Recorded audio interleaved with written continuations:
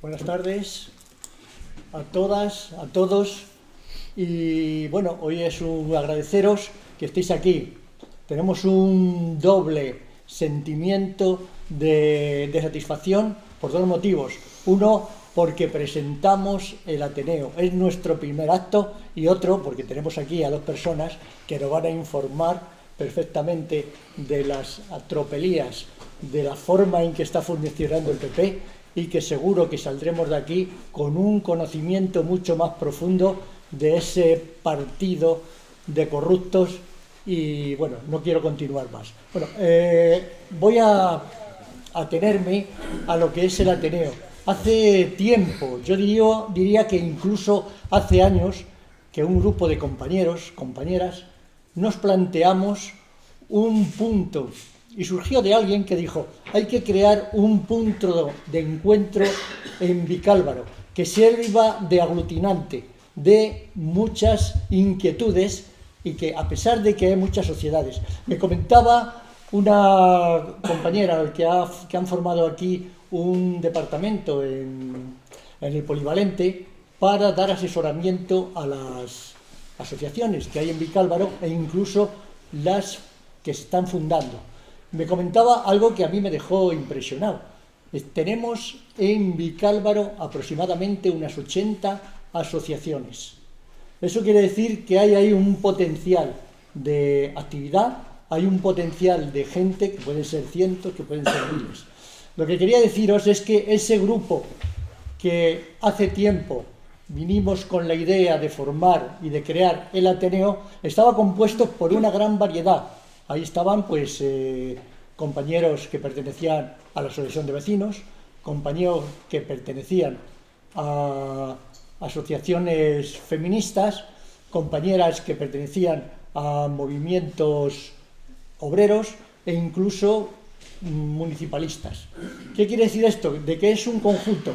Y una cosa que sí valoramos mucho y que apreciamos mucho es que dentro de este conjunto de personas hay gente que no pertenece a nada, que no pertenece a un partido, que no pertenece a una asociación y que no pertenece a nada. Creo que eso es estimulante, porque están aquí, han visto en el Ateneo una posibilidad de confluencia, una posibilidad de aglutinarnos en un frente común. Decía lo de las asociaciones, de esta gran variedad de asociaciones que tenemos en Vicálvaro, porque una de las motivaciones es que, ¿qué pasa a estas asociaciones? Están funcionando independientemente. Tienen, lógicamente, si hay una asociación que se dedica al mus, otra que se dedica al ajedrez, otra que es de música, van a defender. Pero hay un punto en común que nos van a unir a todos. Ese aglutinamiento es lo que pretendemos, una de las cosas que pretendemos que supla y que sirva para el sindicato. Yo desde aquí, no quiero extenderme mucho porque es mucho más importante lo que van a decir los compañeros. Yo desde aquí lo que sí os hago es un llamamiento. Yo sé que estáis acostumbrados a que os digan: hay un llamamiento, que esto... Por favor, creo que estamos en un momento álgido que hay que contribuir, hay que aportar un granito de arena, 2, 5, 10, lo que podáis. Tenemos un futuro donde el PP nos está machacando, donde esa derecha casposa nos está imponiendo y nos está haciendo la vida imposible.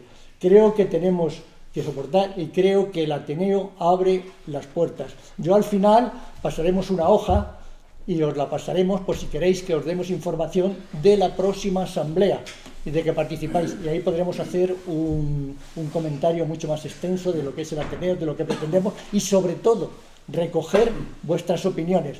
Aquí estáis personas, totalmente seguro, con inquietudes, con grandes conocimientos de lo que ha sido y es. Vicálvaro siempre ha representado un movimiento reivindicativo muy importante. Yo recuerdo aquellas manifestaciones, esas luchas por conseguir mejoras sanitarias, por conseguir mejores transportes, por conseguir una línea de comunicación con el centro. Ahí el Ateneo, la asociación de vecinos estaba a la cabeza llevando eso. Ese germen tiene que estar ahí, tenemos que sacarlos, tenemos que impulsarlos.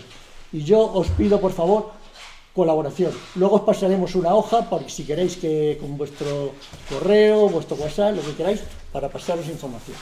Gracias y, por favor, ánimo, ayudarnos, que estamos aquí con mucho ánimo y con mucho entusiasmo de seguir adelante. Paso el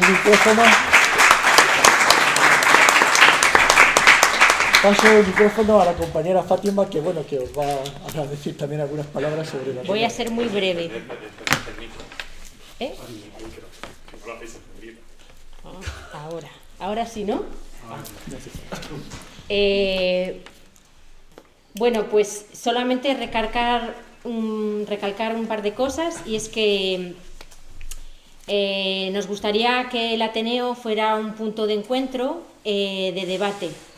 Y como ha dicho Julio, hay muchas asociaciones en Vicálvaro, pero veíamos que la misión del Ateneo no es solaparse o cubrir o competir en actividades de otras asociaciones, sino reforzar, potenciar o cubrir aspectos de la vida social y política de Vicálvaro que no se estaban tratando con la vehemencia que se necesita. Y una de esas actividades era pues el debate sobre el PEF, sobre la necesidad de tener una dotación económica en los municipios para poder desarrollar políticas para los ciudadanos y las ciudadanas. Entonces, por eso, en el Ateneo nos propusimos como primera actividad preparar un debate sobre el PEF y sus consecuencias y sus alternativas, y en los siguientes meses, pues dependiendo de, por ejemplo, en febrero, pues el 8 de marzo, perdón, ya estamos en febrero, el 8 de marzo, pues el tema feminista, en abril algo relacionado con la República, en mayo algo relacionado con la remunicipalización y los servicios públicos. Es decir, que el Ateneo nace con esa intención de cubrir aspectos que otras asociaciones no estaban abarcando y potenciar las que ya están desarrollando otros compañeros y compañeras. Nada más.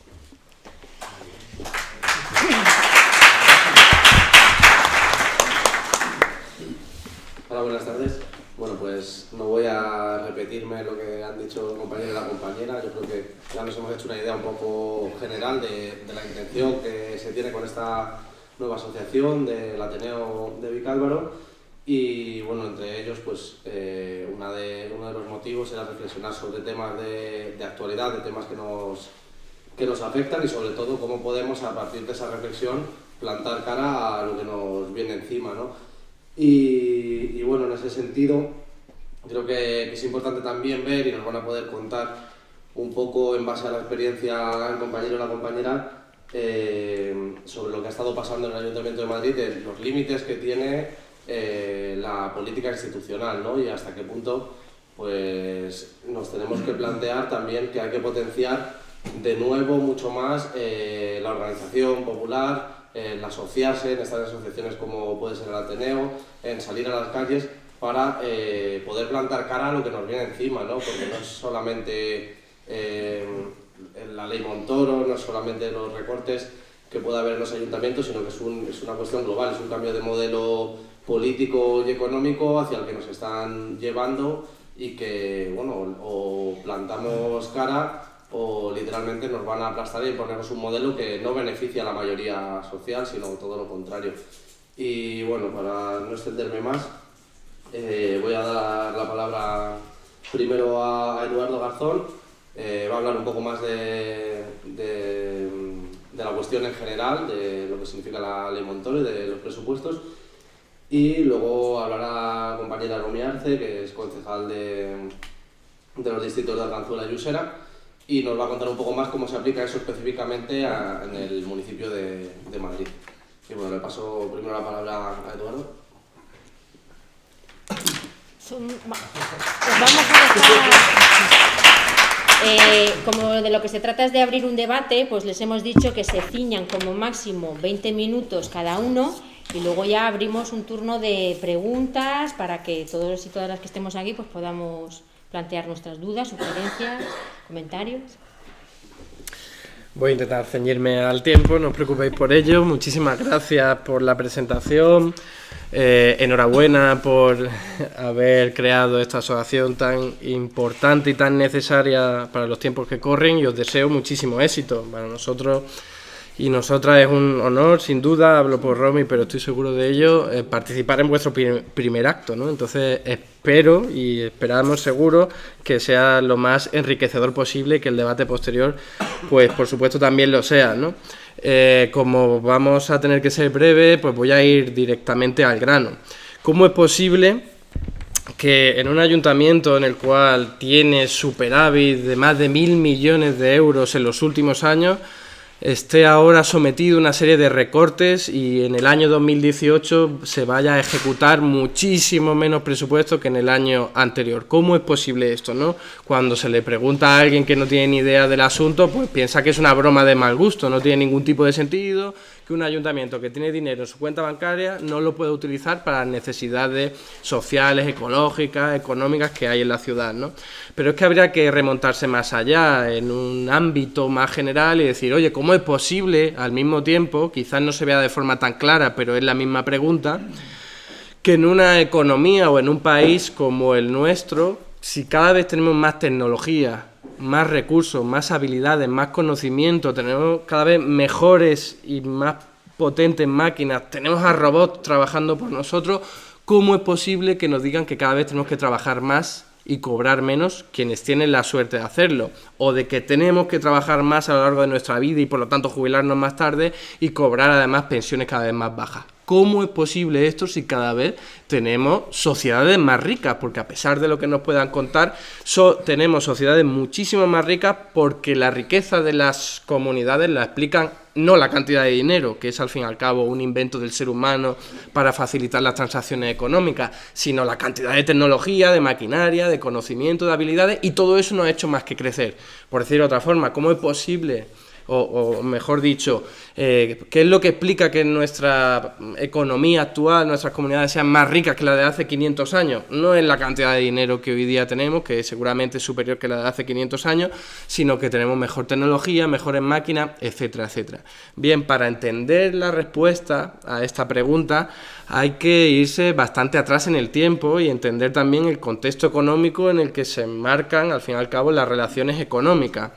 Y podríamos decirlo de una forma muy simple y que nunca teníamos que olvidar, y es: actualmente vivimos en un sistema económico muy particular que recibe el nombre de capitalismo, que viene regido por unas lógicas que definen la propia dinámica de este sistema y que al fin y al cabo se basa en la lógica del capital, en la rentabilidad de unos pocos que son los propietarios de los medios de producción y al fin y al cabo de las empresas como hoy día lo conocemos. Esto es una definición, no es ninguna valoración, no estoy diciendo que sea bueno o malo, no me voy a meter ahora mismo en eso. Es simplemente para entender cómo funciona nuestra economía, y funciona de forma que los empresarios, si no ven que van a obtener beneficios, no ponen la maquinaria a funcionar. Una maquinaria de la que dependemos nosotros y nosotras para tener un nivel de vida determinado, unos salarios, una renta, etcétera, etcétera. Cuando ellos y ellas tienen la palanca para poner en funcionamiento esa maquinaria, lo hacen solo cuando ven que ellos y ellas van a obtener beneficios, y entonces la riqueza o la renta de alguna forma va cayendo al resto de la población, aquella que no tiene esa palanca. Pero claro, como todos y todas sabemos, no cae la misma cantidad de renta, hay alguna gente que ni siquiera le cae nada y a algunos le llegan migajas. Bien, a partir de los años 60-70, este modelo de funcionamiento, este modelo o sistema económico empezó a mostrar una serie de debilidades que eran, al fin y al cabo, que los propietarios de la palanca, los capitalistas, los empresarios, ya no les era tan rentable poner la maquinaria a pleno rendimiento y entonces no lo hacían. ¿Cómo se plantearon que había que solucionar ese problema? Pues a través de 4 líneas o de 4 puntas de lanza que hemos venido a denominar desde muchos ámbitos académicos como neoliberalismo, ¿no? Y es, al fin y al cabo, fórmulas y mecanismos para conseguir que la rentabilidad de los capitalistas sea superior. Esto quiere decir que cada vez los empresarios pues tengan más visos de poder obtener beneficios. Son 4 medidas o 4 ámbitos que todos y todas conocemos. Uno de ellos es moderación salarial. Cuanto menos salario tengan los trabajadores y trabajadoras, más beneficio puede vislumbrar un empresario y por lo tanto puede poner más en marcha la maquinaria.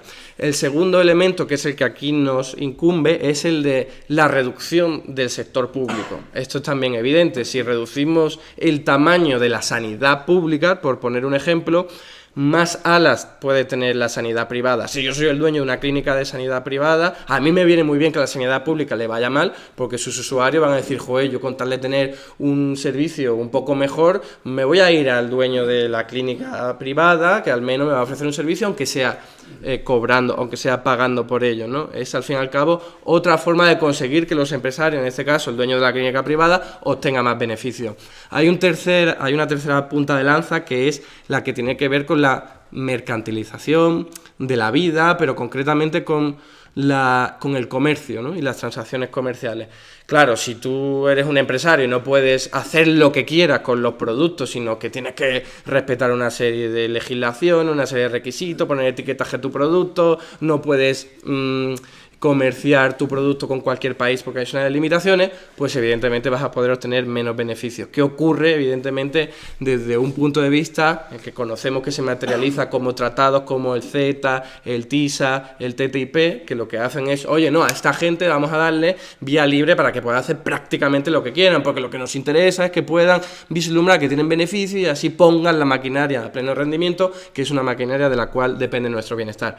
Y el último punto, la última punta de lanza, que sería la financiarización de la economía, que viene a ser lo siguiente: oye, pues a todos esos ahorradores económicos, que al fin y al cabo son fundamentalmente entidades financieras, si tienen su dinero a disposición, ¿por qué no les dejamos que lo puedan utilizar para cualquier tipo de actividad, ya sea especulativa o no? Porque así van a obtener más beneficios y van a poner la maquinaria a pleno rendimiento. Bien, esos son los 4 ejes del neoliberalismo desde mi punto de vista, tal y como lo conocemos hoy día, y ese segundo al que me acabo de referir se ha cristalizado en nuestra economía de muy diversas formas, pero manteniendo ese hilo conductor del que os hablaba. Estoy diciendo que viene desde hace mucho tiempo, desde los años 60, 70, 80, pero evidentemente hay una contestación cultural, política, social, que impide que se pueda llevar pues de la noche a la mañana esa estrategia a cabo, ¿no? Sino que empieza a empujar pues en los momentos de debilidad social, política, y aprovechando sobre todo las crisis económicas. Y ahí es donde tenemos que situarnos. Con la crisis 2007-2008 ve la oportunidad perfecta y una excusa muy buena para decir, oye, aquí hay un problema, en el caso del Estado, está en déficit público, está por las nubes, y esto habrá que solucionarlo de alguna forma. Las recetas que dan siempre, que no tienen ningún sustento científico, y esto no se nos puede olvidar, son recortar gasto e inversión pública. Dicen, parece que son intuitivos, si recortas en gasto público vas a reducir el déficit público.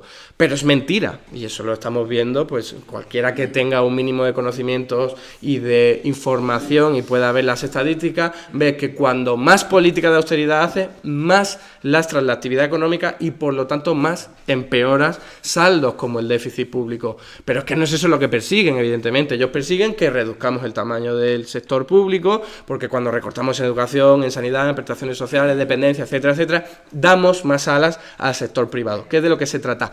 Pero ellos y ellas camuflan esta ideología con ciencia, con un disfraz de ciencia y de tecnicismo, e intentan convencernos de que eso es una inevitabilidad técnica que tengamos que recortar para poder salir de la crisis. Estoy diciendo que utilizan mentiras, estoy diciendo que nos engañan de una forma bestial, y os puedo contar una anécdota que creo que revela bien, al fin y al cabo, cómo están fundamentadas este tipo de mentiras y lo débiles que son y los pies de barro que tienen, ¿no?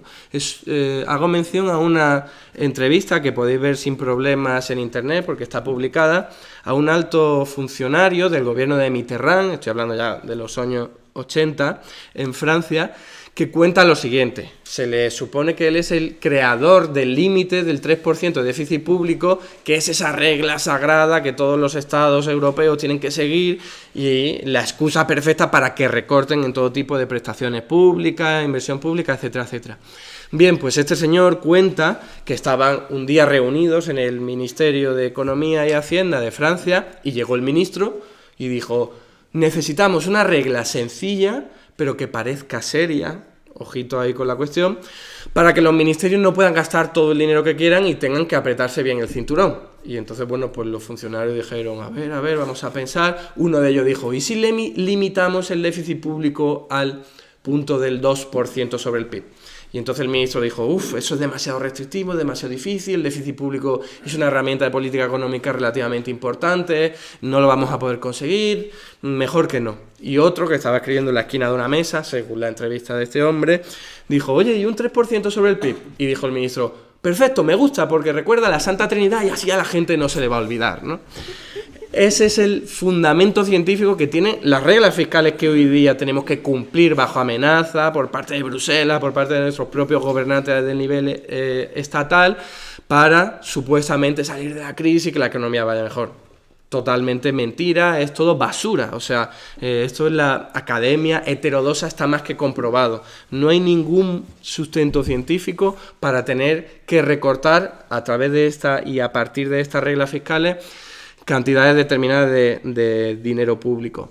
Bien, ya sabéis que en el agosto de 2011 lo que ocurrió fue que, bueno, una traición a nuestra Carta Magna, a la Constitución, y de la noche a la mañana se cambió un artículo, el artículo 135, y se dijo, ahora la prioridad va a ser siempre devolver la deuda a la banca, y si queda dinero, pues ya nos encargaremos de financiar educación, sanidad, pensiones, etcétera, etcétera.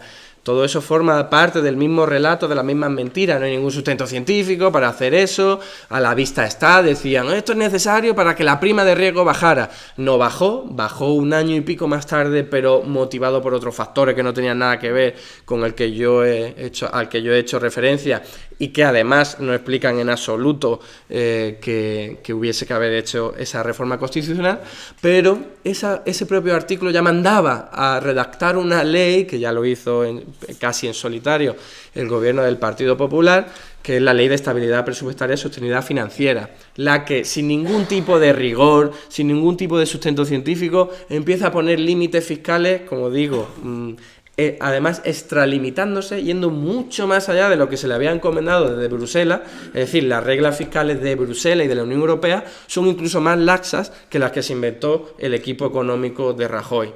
Y hablamos de que, por ejemplo, a las entidades locales no se les permite tener déficit público, algo que no ocurre en ninguna otra parte, no de Europa, sino del planeta. O sea, cualquiera puede buscar, no hay ninguna parte que se le diga, oye, pues las administraciones públicas tienen que tener superávit. En ningún sitio se hace eso. Aquí sí, quisieron ser más papistas que el Papa. Y además hay una regla, ya conocida desgraciadamente por el Ayuntamiento de Madrid, que es la regla de gasto, que iba todavía mucho más allá de lo que se establecía al fin y al cabo, en las reglas fiscales europeas. Y es, independientemente del dinero que tú tengas en tu cuenta bancaria como ayuntamiento que eres, no te lo gastes todo, gástate solo una parte, que me invento yo cuánto va a ser, que es, me estimo el crecimiento medio de la economía española, que es un 2%, luego me equivoco siempre, pero tú aumentas el gasto público, solo está ahí, te pongo un techo de gasto, me invento una regla de gasto, y de ahí no sales. El objetivo evidente es, todo el dinero que no se gasta el ayuntamiento va directo a reducir deuda. Ahí estás consiguiendo seguir alimentando los beneficios de la banca,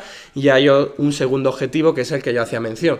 Cuanto más recortes en educación, por ejemplo, infantil, pues en pública, pues más alas vas a dar a la educación, al negocio de la educación infantil privada. Pero es que además se sumaba otro objetivo, y es el que se sigue sumando, y es, cuanto más superávit tengan los ayuntamientos, y el de Madrid es muy importante, más déficit puede tener el Ministerio de Economía y Hacienda, porque todas las cuentas públicas acaban uniéndose en una misma bolsa, y ahí es donde Bruselas dice, bueno, doy un poquito de aire, ¿no? Pues entonces Montoro lo junta todo y dice, cuanto menos aire tengan las entidades locales, los ayuntamientos, más aire puede tener el Estado, que es al fin y al cabo el movimiento preferido de Montoro para que el coste político recaiga en administraciones que no tienen nada que ver con la suya. Bien, termino con un poco la estrategia y la situación en la que nos encontramos y la estrategia que implementamos desde el área de Economía y Hacienda, de una forma muy breve para que Romy pueda avanzar más y luego podamos hablar más en el debate. Y es, valorando pues este escenario del que os he hablado, o sea, cualquiera podría decir, pues aquí habría que haber hecho la revolución. Y bueno, pues sí, lo que pasa es que para hacer eso hay que medir las fuerzas que se tienen, ¿no? Y en el Ayuntamiento de Madrid pues había una correlación de fuerzas, y la sigue habiendo, que nos es minoritaria para todas aquellas personas que pensamos en posturas mucho más agresivas, mucho más transgresoras, con esas leyes fiscales que no tienen ningún tipo de sentido. Y entonces lo que hicimos fue algo más astuto, más sutil, que es: vamos a encontrar los recovecos que deja esa legislación horrible y totalmente absurda, que es la Ley de Estabilidad Presupuestaria, para incrementar el gasto e incluso ponernos por encima de lo que nos establecen los límites, pero desde un punto de vista escrupuloso en términos jurídicos estaríamos respetando la ley, o al menos que venga un juez y nos diga lo contrario. Que esa es la clave también del asunto, es empujar los márgenes a los que nos han encerrado en las entidades locales, ¿no? Porque si hemos venido a los ayuntamientos para quedarnos dentro de los márgenes en los que nos han encorsetado desde el propio Estado, pues tenemos un problema, ¿no? Bien, y lo que hicimos fue, al fin y al cabo, como digo, mirar los recovecos, utilizando bastantes artimañas, como digo, atendiendo a un análisis escrupuloso de la ley, que además la regla de gasto, tal y como está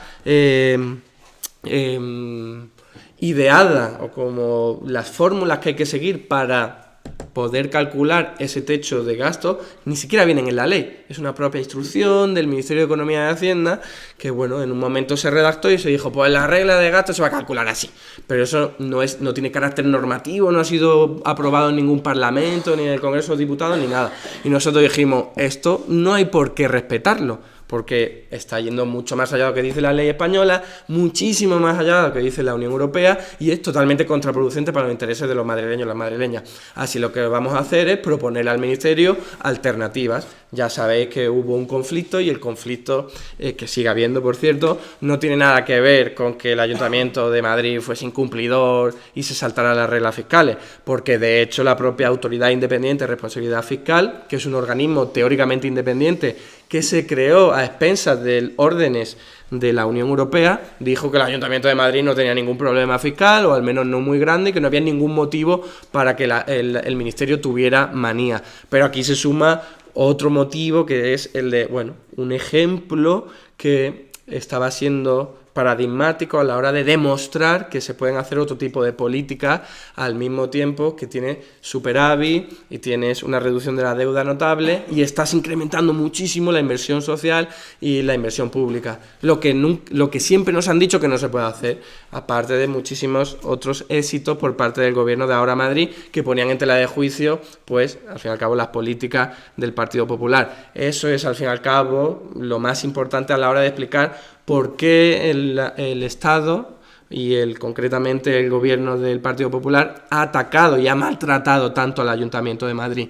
Pero termino con lo siguiente, con la parte final en la que nos encontramos, y es, una vez decimos, oye, vamos a plantar aquí una batalla que duró un montón de tiempo, idas y venidas, intensificación cada vez más del conflicto, llegó un momento en que, viendo la correlación de fuerza que teníamos dentro del gobierno, dijimos, venga, vamos a intentar llevar a cabo pues lo que nos está diciendo desde el Ministerio, porque hay incluso atajos legales que van a permitir que un recorte de 127 millones de euros, que era lo que al fin y al cabo nos estaba pidiendo el Ministerio, podamos llevarlo de la mejor forma posible, ¿no? Era incluso pues un paso atrás, pero no muy grande, y estamos incluso dispuestos a pasar por ahí. ¿Qué ocurrió? Que el Ministerio no se conformó y dijo, no, 127 millones no, 550 y pico millones, y eso ya fue la gota que colmó el vaso.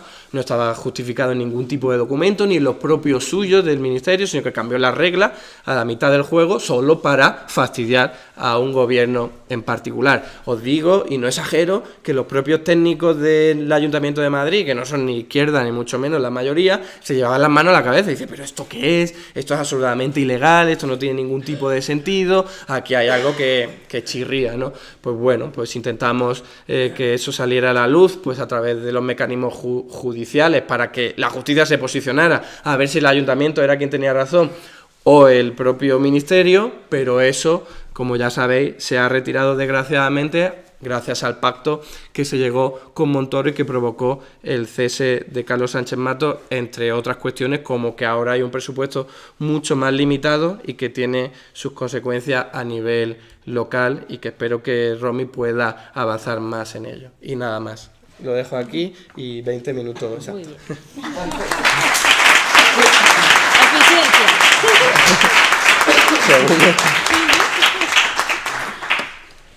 Muy bien.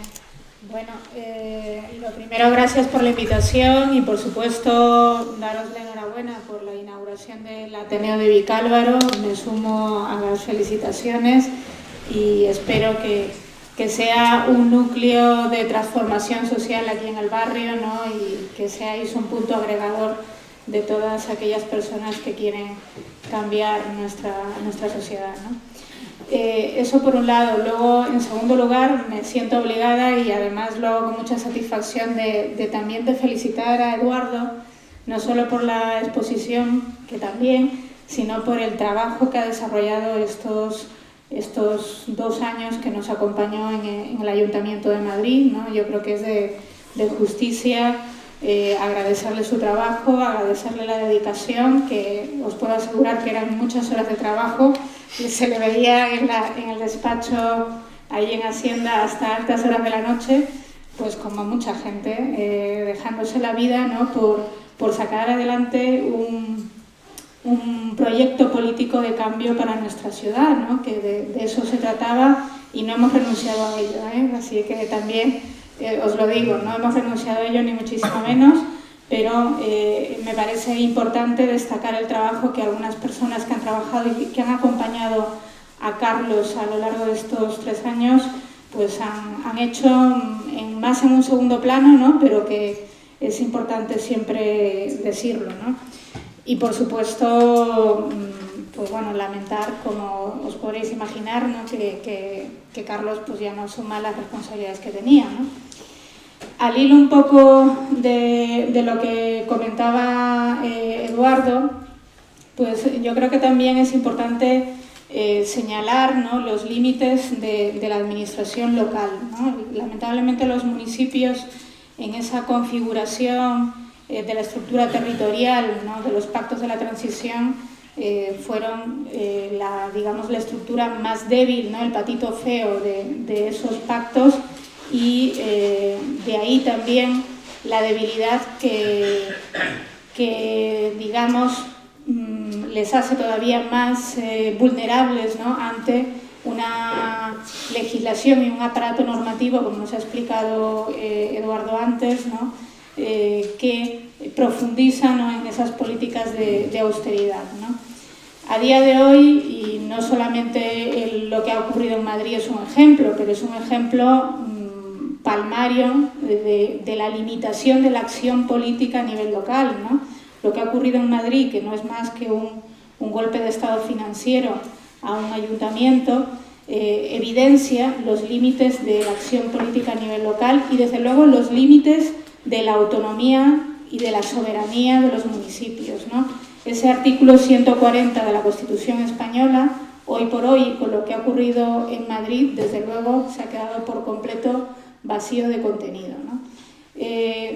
Para nosotros, y yo creo que esa debería de ser una de las grandes batallas políticas a enfrentar por parte, por supuesto, del bloque del cambio, debe ser la lucha, ¿no? por la defensa de la autonomía local y de la autonomía financiera, ¿no? Porque ese es uno de nuestros grandes lastres. Y también una pelea por ampliar el nivel de competencias que hoy por hoy tienen los municipios, ¿no? Los municipios, a nuestro entender, deben de asumir muchas más competencias en materia de empleo, en políticas de igualdad y también, por qué no decirlo, en otros ámbitos como la educación o la sanidad, ¿no? Hasta hace poco, de hecho, nosotros tenemos una red, digamos, de centros de salud, ¿no?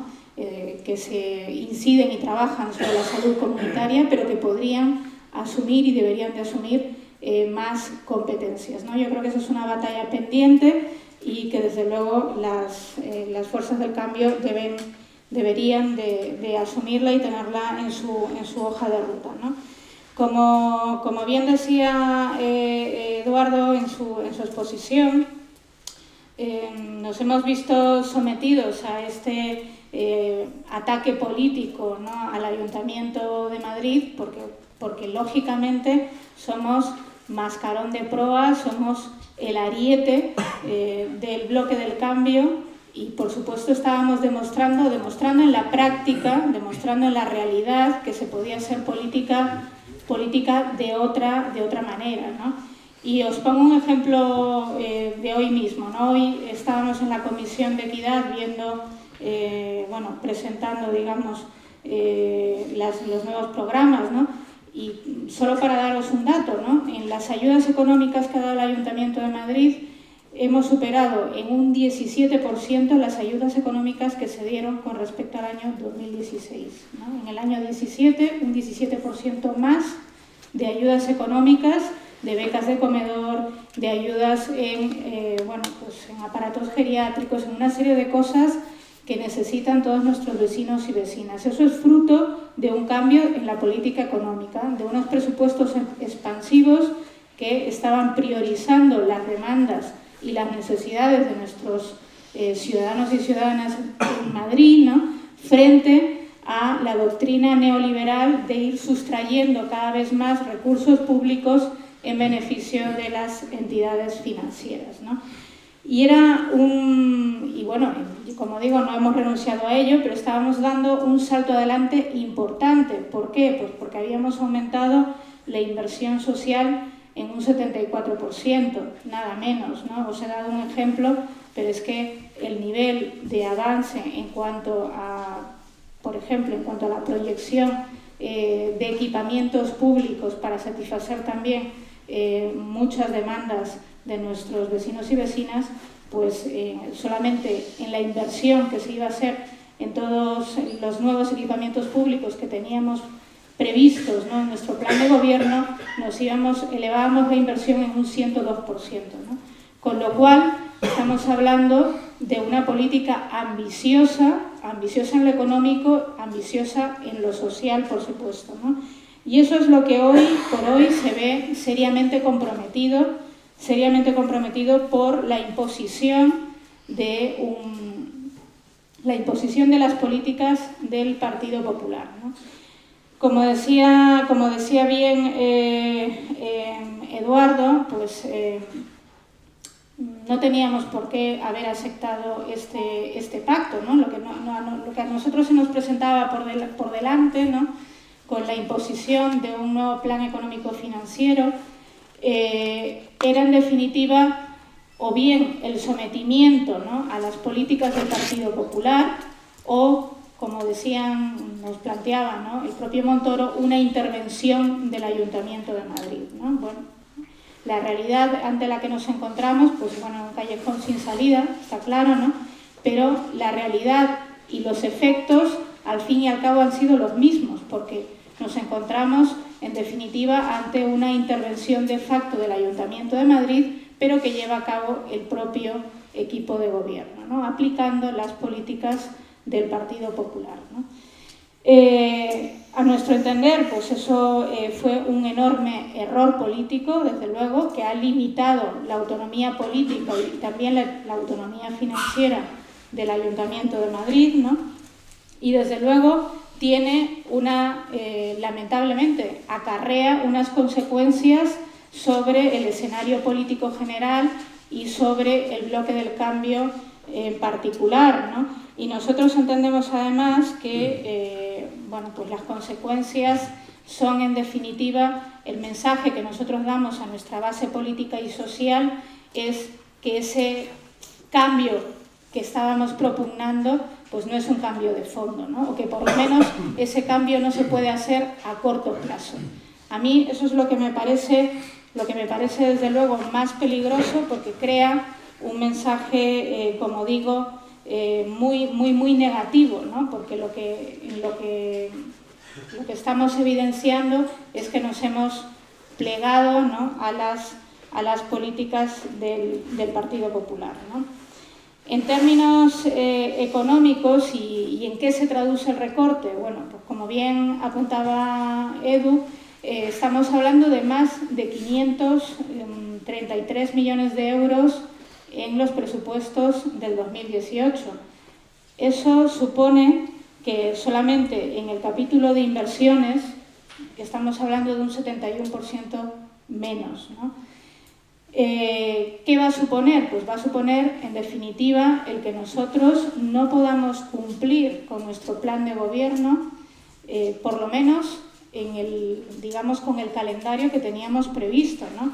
A mí me parece eso bastante grave, ¿no? Estamos hablando que en inversiones lo reducimos en 300 millones de euros, que en el capítulo de personal de la plantilla del Ayuntamiento de Madrid, una plantilla que nos ha acompañado políticamente, porque bueno, todos los sindicatos con los cuales mantenemos una buena relación, con los que habíamos llegado a acuerdos colectivos bastante ventajosos para las plantillas, pues evidentemente pues lo más probable es que nos den la espalda, ¿no?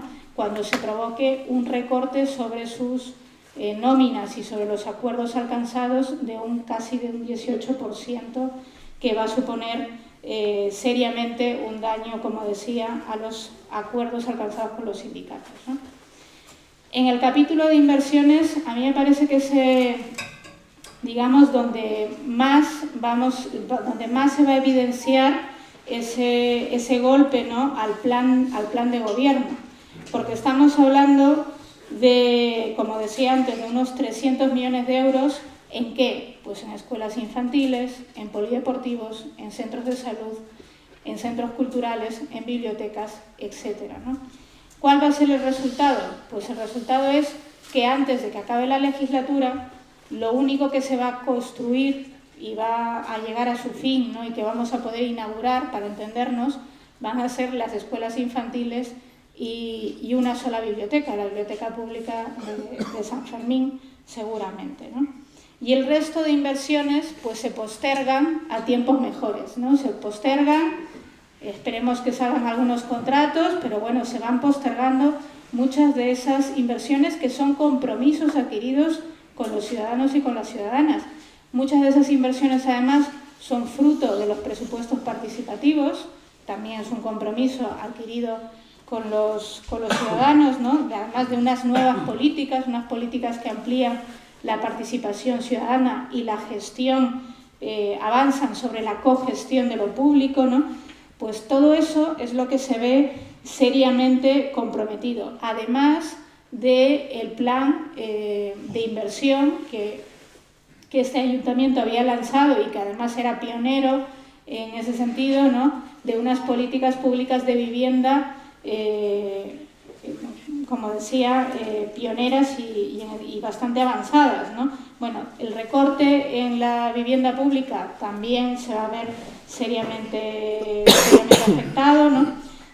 Las políticas de género. Nosotros habíamos puesto en marcha, como sabéis, una nueva área, el área de políticas de género y diversidad, pues bueno, es un área que hoy por hoy tiene una dotación económica prácticamente inexistente. ¿Cómo va a ser posible que llevemos a cabo políticas de igualdad realmente que puedan, digamos, solventar los problemas no solamente de las mujeres que son víctimas de violencia de género, sino que podamos hacer políticas transversales en materia educativa, en los servicios sociales, etcétera, etcétera? ¿Cómo lo vamos a llevar a cabo si no tenemos una dotación económica para esa área de gobierno? Hoy por hoy dependemos del Pacto de Estado para poder nutrir de capital al área de gobierno de políticas de género, ¿no? Por lo tanto, nos quedamos con un área de gobierno coja. Nuevamente, todo aquello que afecta a las mujeres, ¿no?, vuelve a verse seriamente comprometido. Bueno, en definitiva, el escenario, como digo, es bastante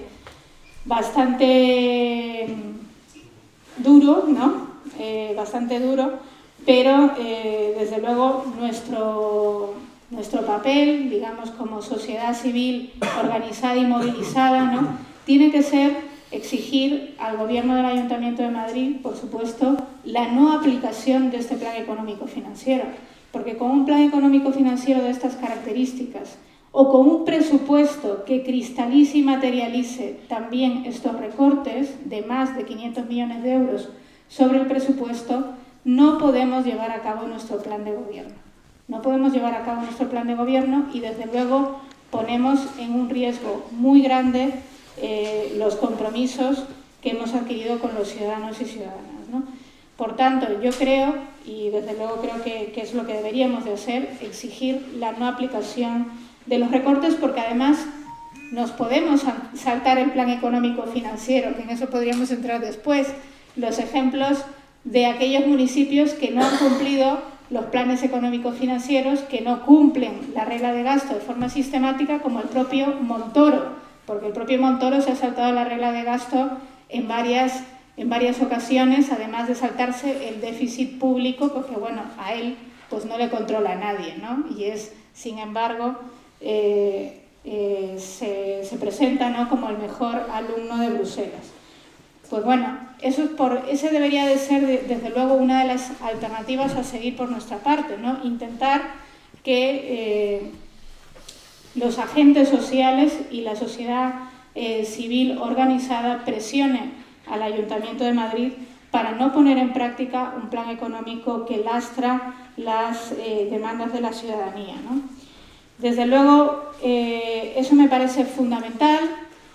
Se ha planteado también como una de las, digamos, alternativas a la desinversión que supone el no tener un capítulo de inversiones, un capítulo 6, lo suficientemente dotado, esos 300 millones para equipamientos públicos.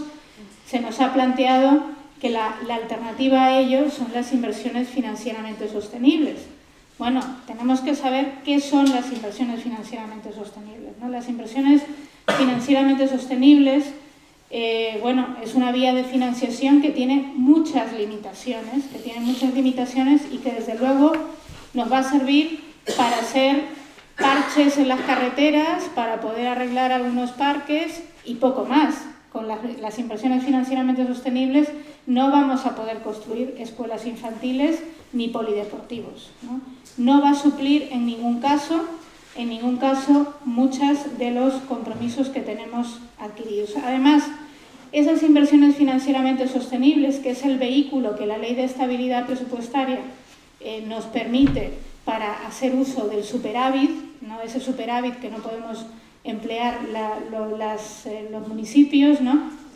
Esas inversiones financieramente sostenibles se aprueban con el paquete de los presupuestos generales del Estado. Si finalmente los presupuestos generales del Estado no se aprobasen, pues veríamos seriamente dañado, desde luego, esa vía de escape que se planteaba para poder resolver la desinversión a la que nos hemos sometido nosotras mismas con la aplicación de un plan económico financiero, ¿no? Hoy por hoy está en el aire que ese paquete de inversiones financieramente sostenibles puedan ser aprobados.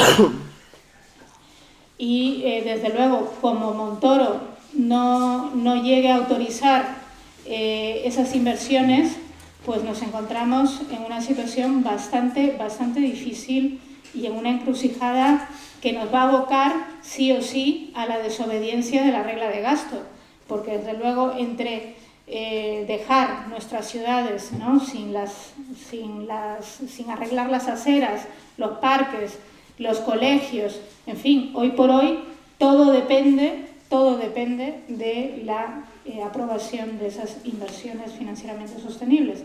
Si no tenemos esa vía de financiación, como digo, nos vamos a ver abocados a la desobediencia, eso a lo que nos habíamos negado al principio, ¿no?, de toda esta historia. Desde luego, una de las cuestiones que yo creo que ya en cuanto al carácter político de una decisión como esta, ¿no?, y creo que nos tiene que hacer reflexionar, ¿no?, es el vender esta claudicación como un éxito y como un acuerdo ventajoso para el Ayuntamiento de Madrid. En ningún caso nos podemos dejar engañar, porque eso no ha sido así, y desde luego tenemos que saber explicarlo también a nuestra gente, ¿no? En ningún caso ha sido un éxito, ha sido un pacto bastante, bueno, ha sido un chantaje y desde luego no ha sido un pacto ventajoso, ¿no? porque, como sabéis, ¿no?, uno de los elementos que se jugaban en ese chantaje, ¿no?, eran todas aquellas inversiones que estaban judicializadas por la señora Dancausa, ¿no? Se nos habían interpuesto unas medidas cautelares paralizando 275 millones de inversiones. Pues de esas 275 millones de inversiones judicializadas, ¿no?, y que luego el señor Montoro tuvo a bien liberar, ¿no?, para que pudiéramos seguir trabajando, solamente se han ejecutado 66 millones. Por lo tanto, ese pacto, ese chantaje, nos ha salido bastante caro, porque por 66 millones nosotros aceptamos un recorte de 533 millones de euros, ¿no? Como digo, pues de ventajoso nada, ¿no? Y no solamente eso, sino que, yendo más allá, estamos aceptando también, y eso es una claudicación a nivel político, ¿no?, y sobre todo es perder el referente y perder los lazos, ¿no?, con aquello que ha posibilitado, desde luego, que llegáramos al Ayuntamiento de Madrid, ¿no?, porque no podemos olvidar que ahora Madrid es el fruto de un ciclo de movilizaciones y de luchas. Y en ese ciclo de movilizaciones y de luchas, desde luego, la mayor bandera y aquello que aglutinaba el mayor sentido común de la gente en el 2011 era, desde luego, la lucha contra la austeridad.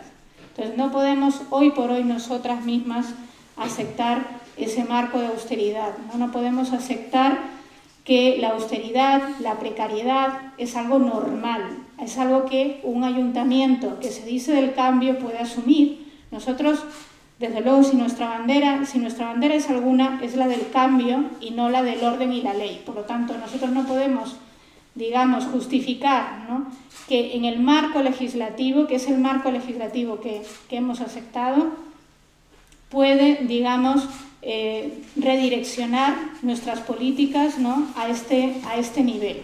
Como planteaba antes Eduardo, ¿no?, yo creo que es importante señalarlo,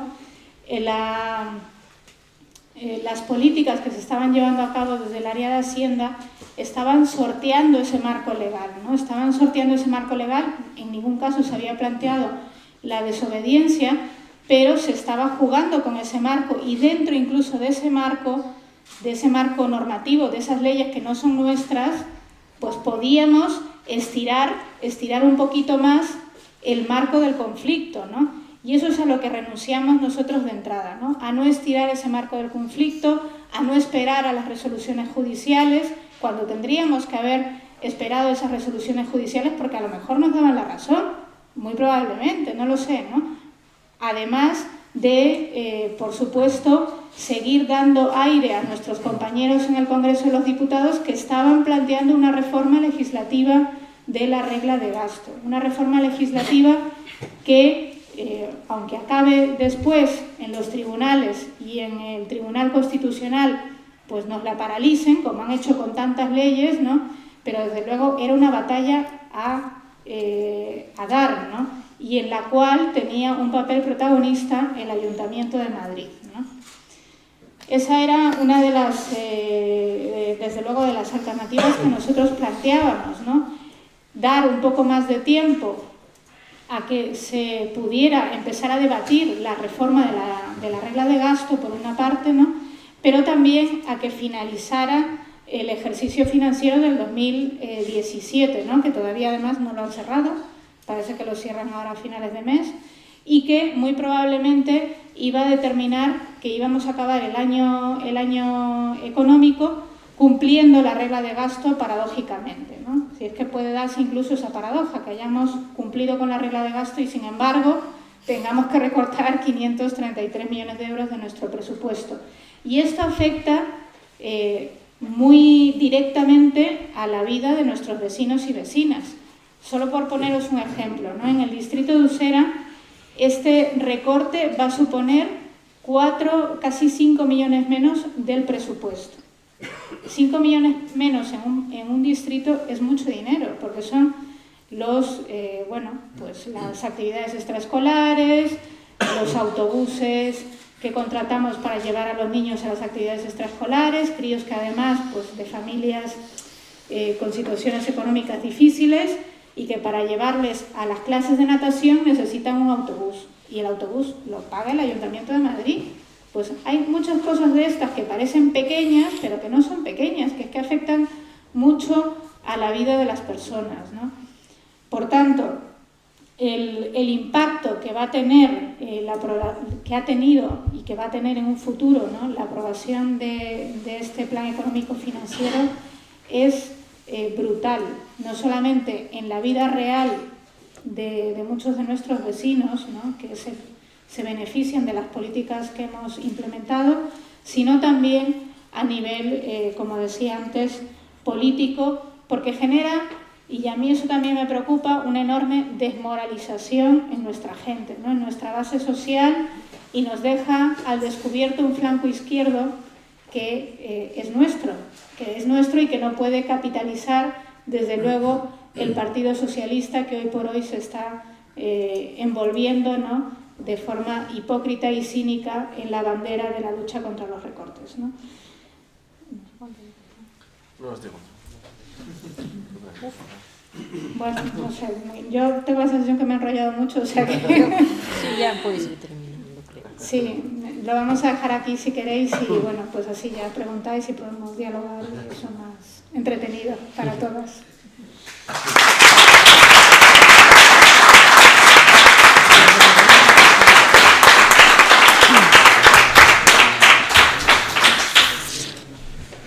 Bueno, el tiempo era orientativo, no queríamos cortar al número de los dos.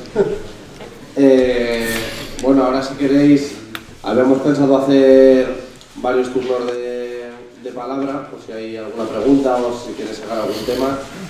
Y habíamos pensado hacerlos de 3 segundos para que sean cortos y también por eso de que a la gente le recuerdan a la Santa Trinidad.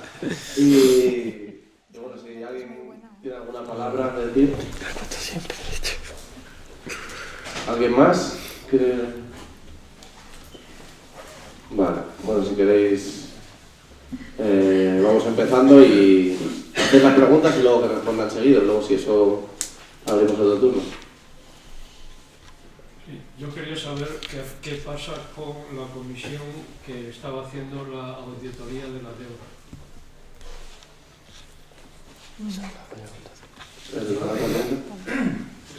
Sí. Creo que 10 minutos me voy a trabajar ahora. Pues yo quería saber qué pasa en el ayuntamiento.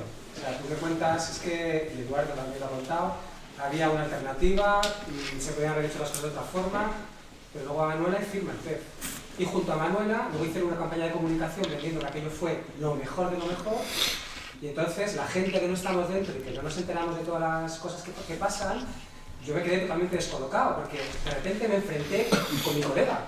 O sea, nos enfrentaron entre la gente que estábamos supuestamente en el mismo sitio. Entonces, yo quería saber exactamente cuáles eran las razones que habían llevado tanto a una postura como la vuestra que acabáis de explicar. Me hubiera gustado escuchar la de la otra parte también, aunque han tenido mucho más bombo, porque tienen el diario de las noticias del ayuntamiento, y ahí lo vierten todo, pero nos lo han metido así. Hemos salvado 275 millones de las ICS del año pasado gracias al desbloqueo que hemos conseguido con la firma. Y ahora coges y me dices, no, es que de aquellos solo se han ejecutado 66 millones. O sea, me dejas loca. Pero claro, también me decían, no, pero es que además si no llegáramos a firmar, nos hubieran intervenido las cuentas, directamente el presupuesto lo hubiera hecho con todo. Entonces, antes de que nos lo hagan nosotros, el presupuesto, para el año que viene, mejor hacerlo nosotros con lo poquito que nos dejemos. Claro, entonces, pero luego también la estrategia que tú decías. Hicimos 2 recortes previos que eran lo de quitar dinero, ¿cómo se llaman?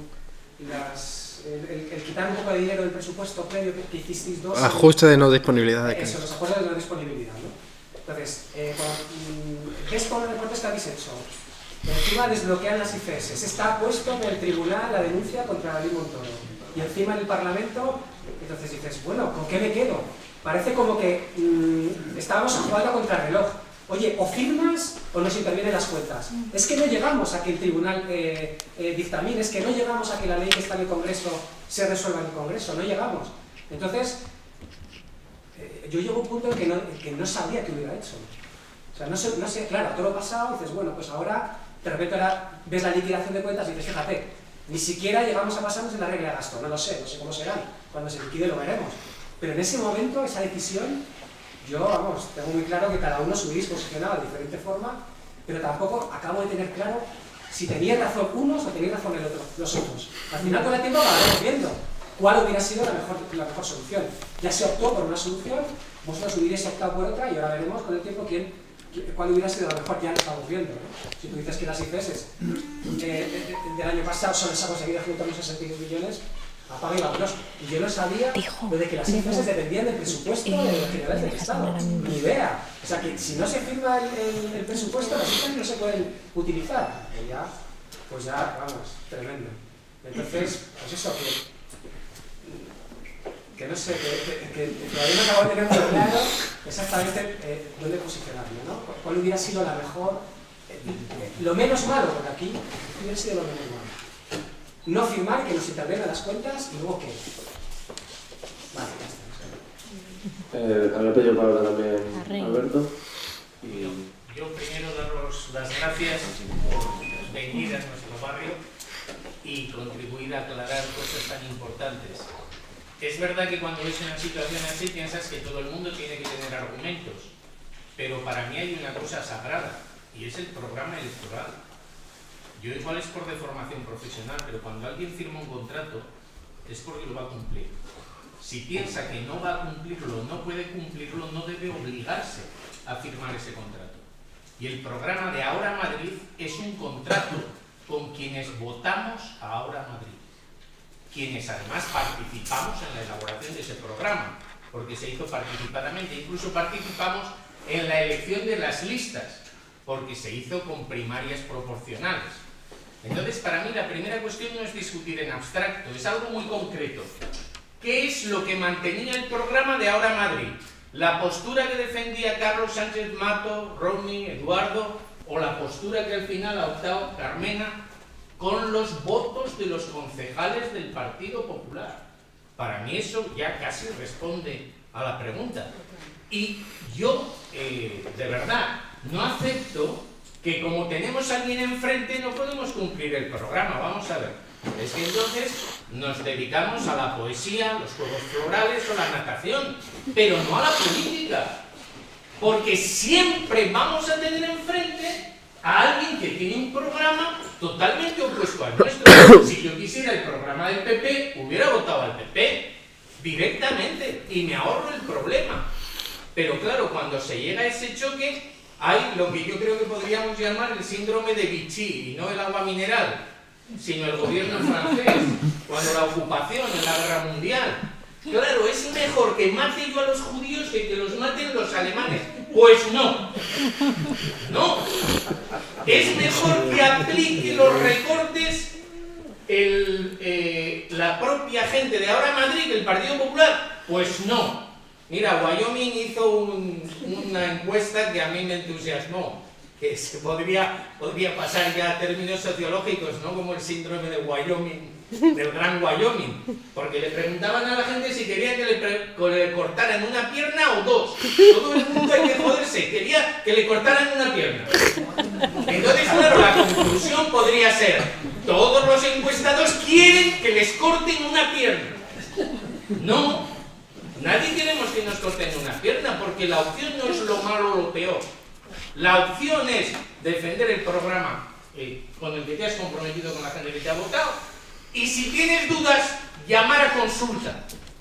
Si tienes dudas, consulta a la gente. Consulta, la gente somos nosotros, no alguien que está por ahí, somos los que estamos en esta sala y muchos miles de personas en Madrid.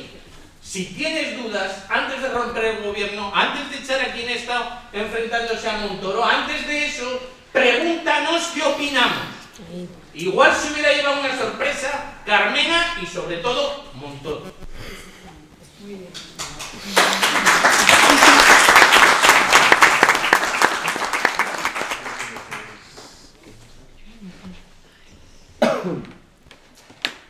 Bueno, un poco al hilo de lo que... Tiene que ir la persona, ¿no? Sí, bueno, pues al hilo de lo que decías tú y también de lo que planteaba Alberto, bueno, esto se ha reducido sencillamente a no querer entrar en una confrontación política con el gobierno central y nada más. Desde luego Manuela Carmena y algunas otras personas del equipo de gobierno consideran que desde un ayuntamiento no se puede dar una batalla política, mientras que el gobierno central por supuesto que hace política, porque esto no se hace de forma gratuita, esto es hacer política, y haces política con las administraciones públicas en las cuales gobiernas. Pero bueno, pues ese no era el criterio que tenía desde luego nuestra alcaldesa, ¿no? Ella consideraba que no se podía confrontar desde el Ayuntamiento de Madrid, ¿no? Y que por tanto teníamos que someternos a las imposiciones del Ministerio de Hacienda, que es un ministerio neutral, que aplica la ley y que desde luego no está haciendo política. Ellos no hacen política, nosotros sí, pero ellos no. Entonces, bueno, desde luego nosotros no compartíamos esa opinión, y plazos, pues no había plazos. O sea, el plan económico financiero se podría haber retrasado todo lo que hubiéramos querido nosotras, porque no hay un plazo legal para entregar un plan económico financiero, como tampoco había ninguna necesidad de renunciar a las demandas judiciales que habíamos interpuesto. Es un error político, lo mires por donde lo mires, porque esa sentencia judicial además hubiera servido no solamente para el Ayuntamiento de Madrid, sino para otros municipios en situaciones similares, ¿no? Entonces, bueno, el pacto, como decía antes, no fue ventajoso en absoluto, porque de esos 275 millones judicializados, solamente hemos salvado 66. Esa es la realidad. Esa es la realidad. Y una cosa muy rápida antes de que te vayas. Si uno ve la ley y va a los artículos correspondientes de las medidas coercitivas, ve que lo que puede hacer el Ministerio, que es lo que está recogido ahí, es primero invitar al ayuntamiento correspondiente a que realice los recortes, y luego se ve, si no lo hace, el Ministerio puede llevar a los hombres de negro para que enseñen y le digan a los del ayuntamiento cómo se hace, pero nunca puede el propio Ministerio tocar las cuentas porque no tiene prerrogativa legal. Eso solo lo puede hacer el concejal correspondiente de Economía. No lo puede hacer un hombre de negro que venga del Ministerio. Porque nos dijeron, vamos a estar vigilando, pero pues, si no cumplís, intervenimos. Que miren la ley no dice nada de eso. La ley es muy clara al respecto. Era como un ultimátum. Si antes de diciembre no está firmado, las cuentas del ayuntamiento las van a gestionar a partir de el gobierno. También hay que entender que hay un filtro por parte de los periodistas que no, pues bueno, pues entre que unos tienen intereses y entre que otros no se enteran bien, pero yo voy a lo que hay. La ley, uno lo mira y ahí no hay ningún tipo de intervención. Lo único que puede hacer es que envíen a los hombres de negro, que son funcionarios especializados del Ministerio, a que enseñen cómo se hace. Es verdad que luego hay otro paso, que si los hombres de negro no lo consiguen, insisto, lo podéis ver en la ley, el artículo 26, dice, pues entonces el Ministerio le puede ordenar a la alcaldesa que se encargue ella de aplicar los recortes, las medidas coercitivas en concreto.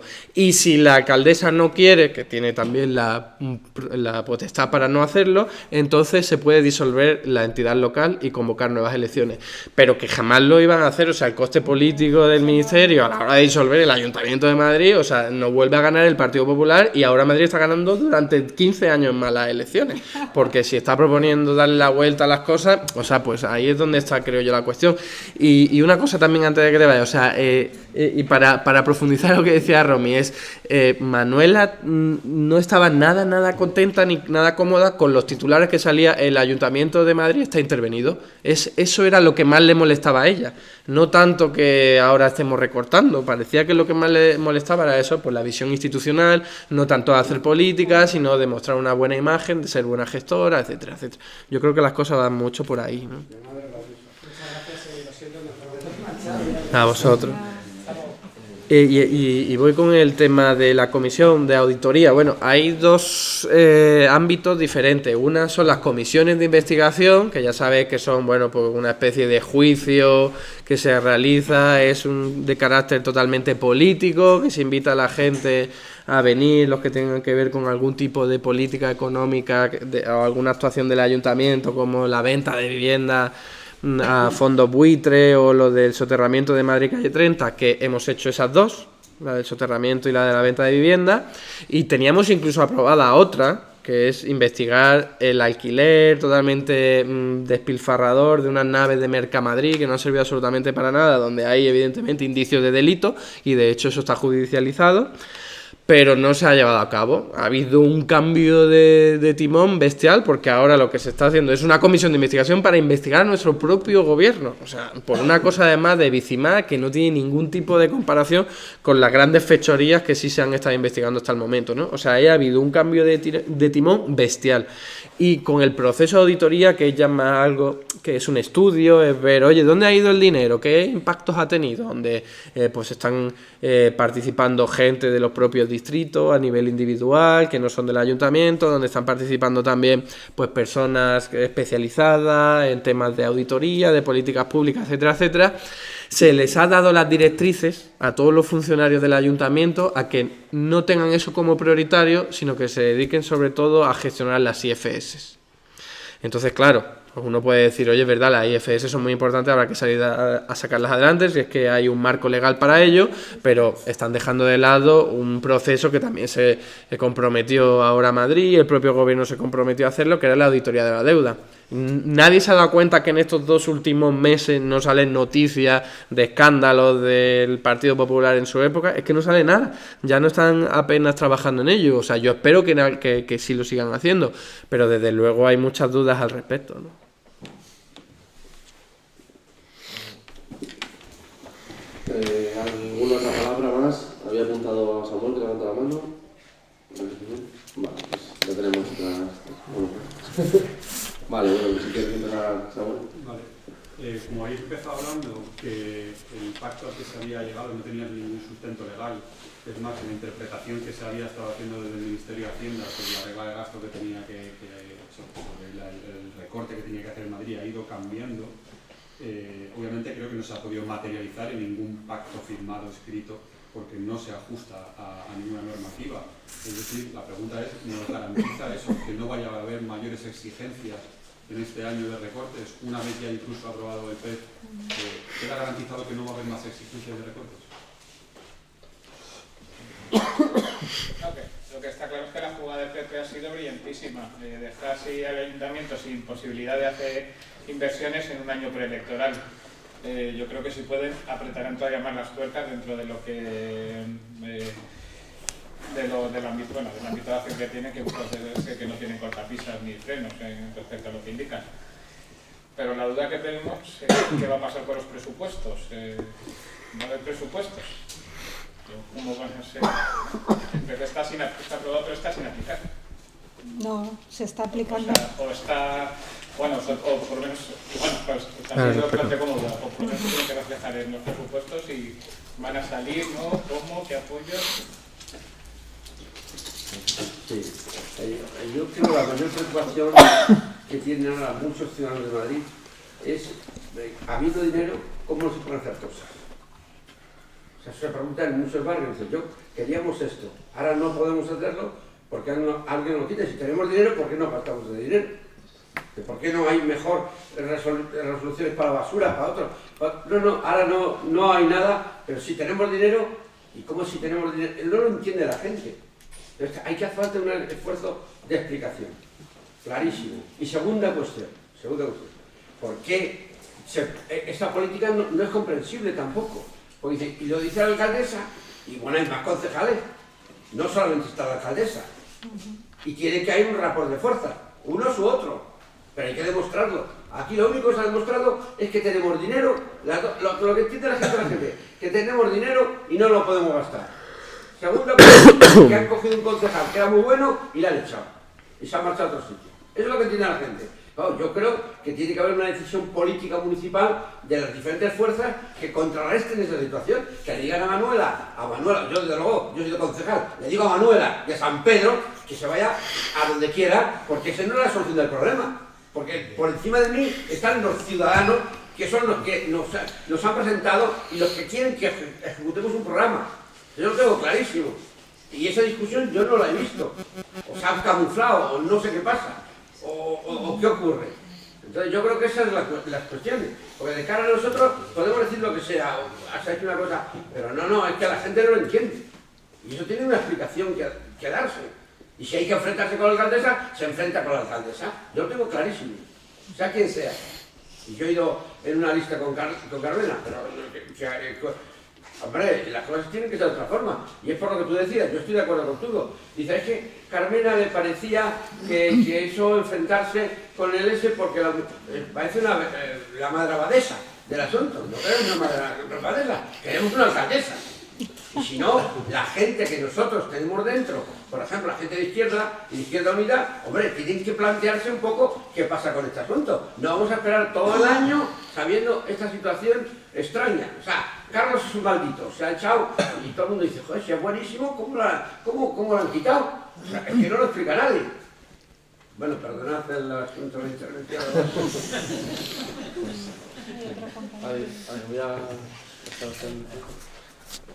Sí, en relación con la auditoría de la deuda, con los problemas políticos, económicos con Federación Causa, esta maniobra de Montoro a poder tener alguna relación con esos otros problemas. ¿Cómo? Con Ciudad Causa tiene un problema con la nave de queso. Sí, está imputada. Está imputada. Es muy lamentable que una señora que esté enjuiciada sea además la responsable de la policía. Pero bueno, ahí está.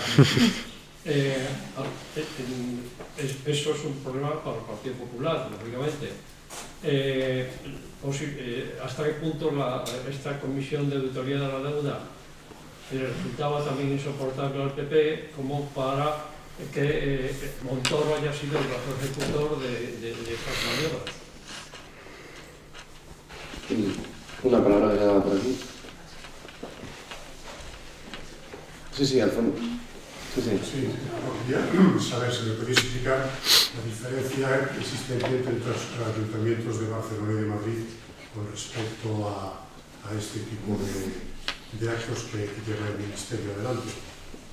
¿Por qué se da el acoso a Madrid y no en este caso a Barcelona? Me imagino que también por la cantidad de dinero, pero bueno, es por saber un poco cómo me lo explicamos hoy.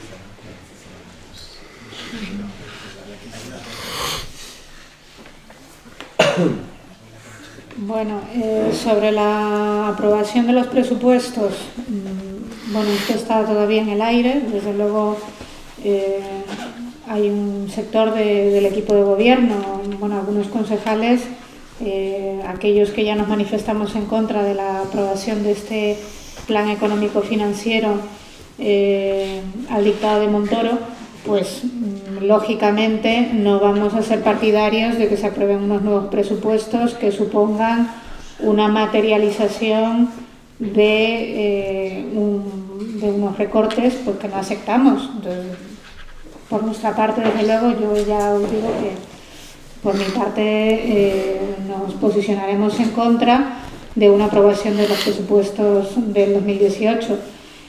No obstante, el escenario no cambia mucho. Entre una prórroga presupuestaria con una aplicación de recortes y unos presupuestos nuevos, estamos hablando de, digamos en términos materiales, de lo mismo. Es exactamente lo mismo, salvo que una aprobación de unos nuevos presupuestos en términos políticos nos va a suponer nuevamente volver a hacer el ridículo público otra vez, ¿no? Y además significar seguramente, probablemente, ¿no?, la ruptura en el voto, ¿no? Por lo tanto, entendemos que no es, desde luego, lo mejor que se puede hacer, ¿no? Y así se lo hemos hecho ver al actual concejal de gobierno y se lo hemos indicado, ¿no? Que, bueno, pues asumir esos riesgos nosotros no le vemos ningún sentido, ¿no? Perdona, y que la prórroga os limita mucho la acción de... Sí, pues claro, la prórroga... Que es que no podemos hacer nada ahora mismo hasta que nos aprueben. No, la prórroga presupuestaria... Eso no es culpa de la prórroga. No, o sea, la prórroga presupuestaria está ya vigente, ¿no? Y esa prórroga ya viene, digamos, vienen cargados los recortes que se quieren aplicar. O sea, yo ya te puedo decir en qué no me puedo gastar el dinero porque me lo han quitado de mi presupuesto. Me lo han quitado de facto, sin que tengamos que aprobar ningún acuerdo de no disponibilidad. Es que ya nos los han restringido. Entonces, bueno, por eso digo que no hay ninguna diferencia material, real, entre el presupuesto prorrogado con recortes y un presupuesto nuevo que ponga la foto de los recortes en primer plano de todos los periódicos de España, ¿no? Para entendernos. O sea, esa es la diferencia que existe ahora, que es en términos meramente políticos, ¿no? Y bueno, en cuanto a otras cuestiones, pues es evidente que la claudicación del equipo de gobierno da alas al señor Montoro para seguir tramando el mal, ¿no?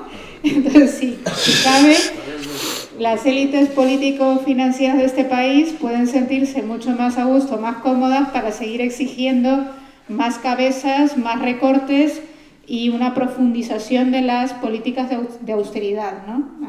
Para mí está claro. Y desde luego Montoro ahora tiene una oportunidad con las inversiones financieramente sostenibles. Si no las aprueba o las retrasa muchísimo, se ha cargado literalmente el Gobierno de Madrid, porque ahora mismo dependemos de esas inversiones financieramente sostenibles para cumplir parte de nuestro plan de gobierno. Sí, evidentemente yo creo que va a haber más exigencia porque el problema no era tanto Carlos Sánchez Mato, que evidentemente simbolizaba pues una lucha, sino el propio gobierno de ahora Madrid, que van a intentar pues ponerle todos los palos en la rueda. De hecho ya sabemos que pues el propio concejal de Hacienda, pues el actual, el delegado, pues está diciendo que tiene problemas con Montoro, ¿no? Y eso lo ha manifestado él mismo. Habrá que ver hasta qué punto son limitaciones y hasta dónde van a llegar. Pero en cualquier caso, como decía Romy, o sea, la prórroga, que es trasladar lo que había de crédito presupuestario del año 2017 al 2018, y entonces la interventora dice, como hemos aprobado un PEF, no te voy a dejar que te pases desde lo que hemos aprobado en el PEF. Así que es materialmente lo mismo. Pero además es peor, porque no sabemos por qué. Han sido más papistas que el Papa en este caso, y lo que han hecho ha sido retener todo el crédito disponible con la intención de que no se gaste. Pero eso es un error, porque fijaos que si no pusieran ningún tipo de limitación ahora en enero o en febrero, no pasa nada. Podríamos tener el ayuntamiento hasta agosto o septiembre sin ninguna duda funcionando a pleno rendimiento e intentando gastarse todo, que no sobrepasaría el gasto que está estipulado en el PEF, porque en verdad necesitas meses para poder gastarte todo lo que te permite el propio PEF. Por lo tanto, yo al menos no entiendo por qué han aplicado ese tipo de recortes, de retenciones de crédito, porque lo que están haciendo es asfixiar a los distritos y a las áreas sin ningún tipo de sentido, al menos ahora, en enero y en febrero, ¿no? Por supuesto, tenemos que hacer un montón de pedagogía para explicar a la gente que dinero hay, que el problema es político, de que el propio ministerio utiliza y retuerce las leyes para salirse con la suya, y para eso se hacen este tipo de actos, entiendo yo. Pero por supuesto hay que hacer un montón más de cosas, ¿no? Y queda en causa una molestia importante era que estuviésemos haciendo comisiones de investigación que acababan en imputaciones, pues sin ninguna duda, ¿no? O sea que no es solo el gobierno de ahora Madrid, que ahí quizás se pueda también vincular a la última pregunta. ¿Qué diferencia hay entre el gobierno del Ayuntamiento de Madrid y el de Barcelona, ¿no? Que podríamos decir, oye, pues aquí en realidad se ha hecho y se estaba haciendo, y veremos si se hace, una auditoría de la deuda que estaba sacando muchos trapos sucios del Partido Popular. Pero hay una diferencia más importante que esa, y es que por cuestiones institucionales el tutor del Ayuntamiento de Barcelona no es el Ministerio de Hacienda, es la Generalitat. Entonces, claro, tienen un baremo totalmente diferente, unos criterios totalmente diferentes, una sensibilidad política totalmente diferente. A nosotros Montoro nos ha crujido y nos sigue crujiendo y retorciendo la ley, y la Generalitat tiene un comportamiento muy, muy diferente con el propio Ayuntamiento de Barcelona, que tiene un plan económico financiero aprobado hace tiempo muchísimo más light que el que incluso a nosotros nos pidieron la primera vez, no digamos ya con el actual, que no tiene ningún tipo de respaldo. De hecho, hacíamos reuniones con interventores y con técnicos de otros ayuntamientos, y los de Barcelona no entendían cómo era posible que a nosotros nos exigieran tanto, y nosotros y los propios técnicos de nuestro ayuntamiento no entendían cómo el Ayuntamiento de Barcelona tiene un PEF ahora mismo aprobado que les permite hacer un montón de cosas, incluso una regla de gasto que es mucho más flexible y mucho más laxa, ¿no? O sea que, bueno, pues al fin y al cabo cuestiones políticas, como todo, nos las disfrazan de cuestiones técnicas, pero el 80% son cuestiones políticas.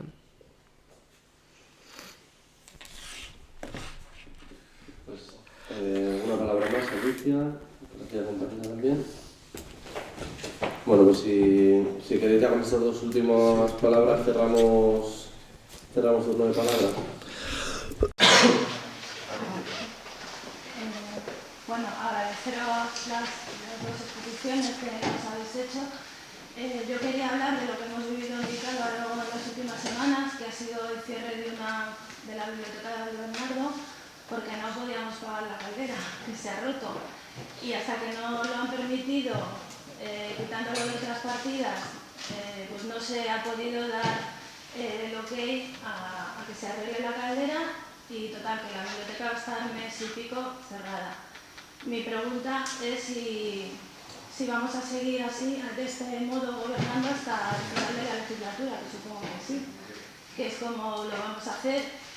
Y luego yo soy vocal vecina por Ahora Madrid, entonces esta situación me parece políticamente insostenible, porque el final de la legislatura será propuestas del PP, gasto, más gasto, nosotros echándole cara a la ley Montoro, y aunque es difícil defender todo, sacar la cara por lo que está haciendo el propio ayuntamiento. Por eso digo que es una situación difícilmente sostenible desde el punto de vista político. Entonces, no sé, me parece una perspectiva bastante pesimista, sobre todo porque hay unas elecciones en mayo, que supongo que, como habéis apuntado antes, es la jugada maestra de Montoro. Efectivamente, maniatar al Ayuntamiento de Ahora Madrid para no tener opciones. Entonces, a las personas que han hecho esto, pues a lo mejor hay que felicitarlas si es que vuelve a ganar el PP, porque habrán conseguido el objetivo, que era ese, imagino. Nada más. Hola, lo primero, daros las gracias a todos. Y bueno, yo soy precisamente de la Asociación de Vecinos de Valdonaro, y estamos con el tema de la biblioteca, ya que lo ha sacado Alicia, no lo pensaba comentar, pero la verdad que es una molestia, un imprevisto, y que haya que luchar y pelear por rescatar una partida de dinero para esa cuestión, ¿no? Entonces es un poco penoso y que las perspectivas no vayan a llegar a ser así. Pero yo ahora lo que quería decir simplemente es que, por ejemplo, has comentado que el concejal actual de Valencia pues cometa que tiene problemas con Montoro. ¿Y por qué no lo invertimos que Montoro tenga problemas con nosotros? ¿Por qué no se pelea?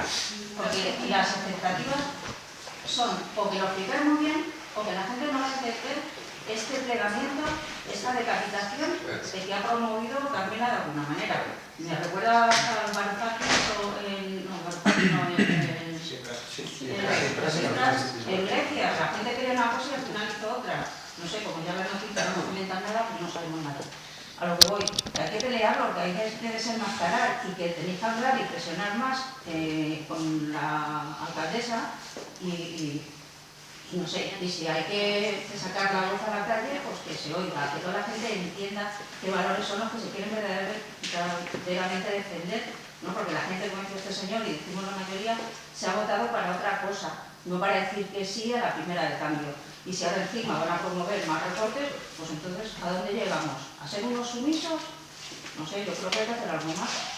Y si necesita la gente apoyo o salir a la calle, que ya las calles no estamos en la calle, más que los diarios los lunes en sol, que eso no falla nunca. Entonces tenemos que salir a la calle y decir que estamos apoyando o queremos otras decisiones de los gobiernos del ayuntamiento, y si no se va a perder otra vez Madrid. No sé, estamos en un estado un poquito caótico, ¿no? Bueno. Muchas gracias. Pues una última palabra que ha pedido por ahí Jorge y ya cerramos. Sí, yo quería...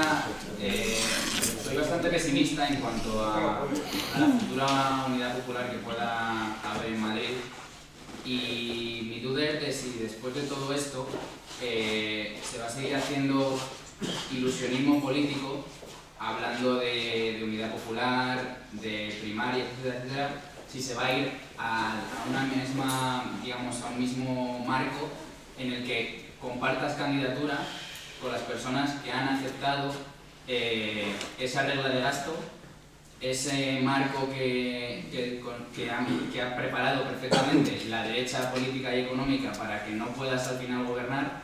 Y si, ya que sois los representantes políticos, aparte de saber de este tema económico concreto, si veis que eso puede volver a darse, es decir, si puede volver a darse ese encuentro entre distintas tendencias políticas dentro de la izquierda, visto lo visto, porque el problema que tenemos a día de hoy es que parece que Manuela Carmena ya ha decidido quién es su séquito, con quién se volvería a presentar unas elecciones, y si no es dentro de ese marco no volvería a pasar. Entonces yo me planteo si el resto de fuerzas que forman ahora Madrid tienen algún tipo de iniciativa a la hora de generar ese espacio independientemente de Carmena.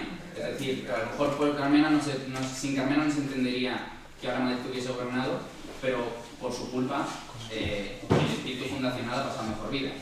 Entonces, mi duda es esa, ¿qué se está planteando desde las organizaciones políticas que forman ese colectivo para las futuras elecciones? Y de hecho ya no siquiera en un plano electoral, sino en un plano de realmente, como dice ese cartel, por ejemplo, generar poder popular y que sea esa la base real del movimiento. Gracias. Bueno, pues has abierto todo un melón. Sí, claro. Contestándole a las compañeras que han intervenido, bueno, yo entiendo la desazón y la comparto, porque es verdad que bueno, el papel que nos toca afrontar ahora mismo, ¿no?, en los plenos y desde luego también dando las explicaciones debidas a nuestro entorno más cercano, pues es bastante complicado, ¿no? Porque, como comentaba yo antes, nosotros al aceptar la imposición de Montoro, pues cargamos también con el descrédito político, ¿no? En lugar de haberle impuesto al Partido Popular ese descrédito de tener que intervenir el Ayuntamiento de Madrid, ¿no?, de tener que cargar con la aplicación de esos recortes, lamentablemente lo estamos asumiendo nosotros y nosotras sobre nuestras espaldas, ¿no?, con todo lo que eso conlleva. Pero yo creo que no obstante, a pesar de eso, el discurso tiene que ser firme y tenemos que señalar al verdadero responsable, que es, por supuesto, el Partido Popular, ¿no? Nuestro adversario político es el Partido Popular y es a quien tenemos que señalar como único responsable de lo que está ocurriendo en Madrid y hacer mucha pedagogía con la gente. Tenemos que politizar todo lo posible en nuestra vida cotidiana, ¿no?, los espacios donde nos relacionamos para explicar esto. Es verdad que es muy complicado de explicar, pero lo tenemos que explicar, es nuestra tarea explicarlo, explicar por qué se cierra la biblioteca de Valdebernardo, que es una consecuencia directa de la aceptación y de la aplicación de un plan económico financiero, y que el responsable no es el Ayuntamiento de Madrid, sino que es el señor Montoro y es el Partido Popular, ¿no? Eso por un lado. Luego, desde luego hay mucho debate interno en el grupo municipal. Nosotros hemos discutido mucho, pero como sabéis, y lo planteaba ya antes algún compañero o compañera, ¿no?, lo que tenemos como tarea pendiente, que no lo hemos conseguido, y lamentablemente es un déficit de las candidaturas de Unidad Popular, o por lo menos de ahora Madrid, tenemos pendiente esa democratización de la organización. Esa es una tarea pendiente, que yo no renuncio a ella y que desde luego para un futuro nos lo tenemos que apuntar cuando construyamos cualquier espacio político, ¿no? Tiene que ser profundamente y radicalmente democrático, ¿no? No se pueden tomar decisiones en la soledad del despacho y sin hacer partícipe de esas decisiones, desde luego, a toda nuestra base social. Y bueno, y ya no digo, bueno, eso ya es decir muchísimo, eso es nuestro deseo, ¿no?, Pero es que en estas decisiones no éramos partícipes ni siquiera todo el equipo de gobierno en su conjunto, ¿no? O sea, así de tremenda y de dura es la realidad de este espacio político en el cual nos encontramos. Y con respecto a lo que planteaba el compañero al final, pues yo sigo defendiendo, y creo que lo debemos de hacer todas, la unidad popular, ¿no? Y para eso, y llevamos años trabajando en una política de Frente Amplio, tenemos que seguir trabajando en esa línea, ¿no? En ese Frente Amplio, desde luego, pues cabe muchas posiciones políticas, desde la mía, que como anticapitalista que soy, hasta, y quiero que sea así, hasta la señora Carmena y sectores reformistas del movimiento, para entendernos, ¿no? En esa política de Frente Amplio tenemos que caber todas, pero unas reglas de juego comunes tienen que ser aceptadas también por todas, y son esos procesos de primarias, ese programa participativo. Tenemos que seguir defendiendo lo que defendíamos en el 2015 y desde luego nosotras lo vamos a hacer, ¿no? No renunciamos a eso, y esa tiene que ser nuestra apuesta con todas las dificultades que eso va a tener, ¿no? Desde luego, que nadie nos acuse de querer romper la unidad popular. O sea, nosotras somos las primeras defensoras de Ahora Madrid y de las candidaturas de unidad popular tal y como se concibieron, ¿no? Como espacios donde podíamos confluir diferentes fuerzas y también muchos independientes, porque hablamos siempre de las organizaciones políticas y hay mucha gente que se referencia en Ahora Madrid que es independiente, que es gente que viene de su asociación de vecinos, de los diferentes movimientos sociales, ¿no? Todo eso que hemos aglutinado en torno a Ahora Madrid, pues no lo podemos perder, ¿no? No lo podemos perder en ningún caso. Así que nuestra tarea de aquí hasta el 2019 es defender lo que caracterizó a Ahora Madrid, que fue su pluralidad y desde luego su profunda y radicalidad democrática a la hora de componer las listas en procesos de primarias, a los que se podrá presentar la señora Manuela Carmena, como se podrán presentar otras compañeras y compañeros. Desde luego eso es lo que queremos nosotros, no queremos vetar a nadie. Yo, como coincido con lo que se acaba de decir, voy a ser muy breve y voy a hacer una afirmación tajante. No nos confundamos con que el problema de que se haya aceptado un PEF de estas características tiene algo que ver con la unidad popular o con el espacio de convergencia en Ahora Madrid. Ha tenido que ver con que un núcleo, un grupúsculo bastante pequeño dentro del mismo ha sido totalmente autoritario y no ha puesto a disposición de la gente que se pueda debatir y decidir sobre ello, porque si nosotros preguntáramos, incluso, o sea, os puedo dar cuenta de ello, la inmensa mayoría de los altos dirigentes de tanto de Izquierda Unida como de Podemos estaban a favor de no someternos a los recortes de Montoro. Lo único que ocurre es que un núcleo pues bastante pequeño pero con bastante poder y bastante autoritario se ha salido con la suya. Pero por eso digo yo que no ha sido un problema de proyecto político, yo creo que en esto estábamos todos conjuntamente. Otra cosa es que pues luego por estrategias electorales de necesitamos que esta persona siga en la lista para las elecciones de 2019 y no queremos armar aquí un pollo importante, vamos a intentar seguir su relato y tal. Pero yo creo que políticamente la inmensa mayoría de la gente que compone la unidad popular está en contra de lo que se ha hecho y a mí eso me parece más importante que cualquier otra cosa. Y termino pues diciendo que oye, que hemos perdido una batalla y creo que está claro, pero que todavía queda mucha guerra por delante, ¿no? Y que vamos a dar mucha guerra. Exacto. Y nada más.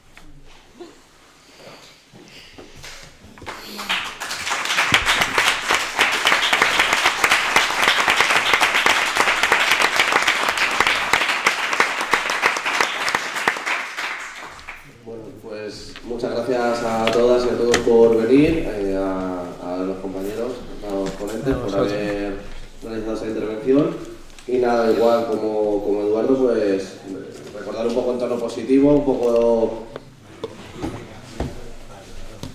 bueno, eso no lo iba a recordar, pero también recordar las actividades que hay preparadas por el Ateneo en los próximos meses. Me dice Manuela ahora que recuerde también que mañana viene Manuela Carmena al Centro Cultural El Madroño y que pues sería interesante también que vecinos y vecinas puedan ir a expresar este tipo de de cosas allí, de dudas que tenemos sobre lo que está sucediendo en el ayuntamiento y expresárselo directamente a ella si es que se tiene la oportunidad de hacerlo en el propio acto. Y nada, recordar un poco pues, que desde Ateneo se están preparando actos de cara a apoyar la huelga feminista del 8 de marzo, de cara a abril a preparar una serie de actos en torno a la cuestión republicana. Y bueno, los meses siguientes pues seguiremos haciendo más actos y os animamos a que os suméis, participéis del Ateneo. Dijimos antes que se iba a pasar una hoja ahora por si nos queréis dejar el correo electrónico o un número de teléfono para tener contacto de gente que desee más información de próximas reuniones del Ateneo. Y nada, animaros a todos y a todas a tomar parte en esta primavera. Redes sociales, sí. Tenemos aquí que nos sigáis en redes sociales, YouTube, Facebook, Twitter, etc. Y eso, animaros a participar en esta primavera feminista y republicana que empieza ahora. Y muchas gracias por venir de nuevo.